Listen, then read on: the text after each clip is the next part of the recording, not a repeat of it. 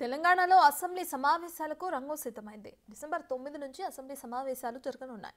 సమావేశాల్లో ఆర్ఓఆర్ చట్టాన్ని ఆమోదం తెలపనున్నారు. రైతు కులగణన సర్వేపై చర్చించే అవకాశం ఉంది.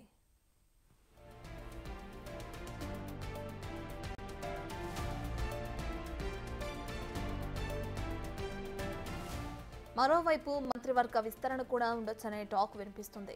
మహారాష్ట్ర ఫలితాల తర్వాత కేబినెట్ విస్తరణ ఉండే అవకాశం ఉంది. డిసెంబర్ 7తో రేవంత్ సర్కార్కు ఏడాది పూర్తవుతుంది. కాలోపే మంత్రివర్గ విస్తరణ ఉండే ఛాన్స్ ఉందని కాంగ్రెస్ వర్గీయుల్లో చర్చ సాగుతుంది.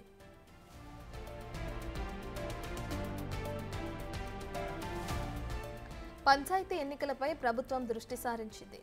దానికి సంబంధించిన కసరత్తును చేస్తుంది ప్రభుత్వం.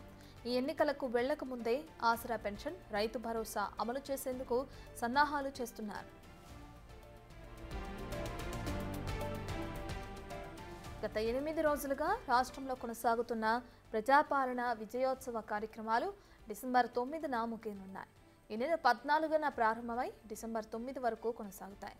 ప్రభుత్వం తీసుకున్న నిర్ణయాలు, అమలు చేసిన గ్యారంటీలను, ఉద్యోగాలు తదితర అంశాలను విస్తృతంగా ప్రజల్లోకి తీసుకుని వెళ్లాలని ప్రజాప్రతినిధులు, సాంస్కృతిక విభాగాలకు ఆదేశాలు వెళ్లాయి.